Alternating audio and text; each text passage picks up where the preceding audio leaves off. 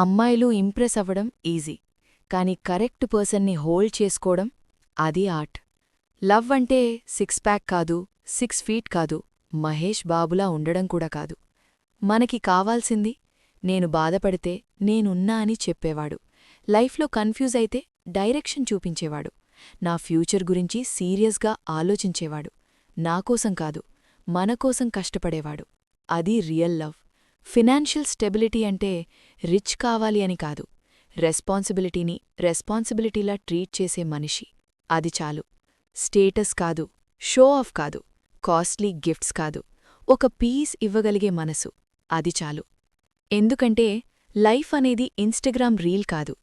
Real లైఫ్లో trust, efforts, consistency ఇచ్చేవాడు, అది రియల్ లవ్.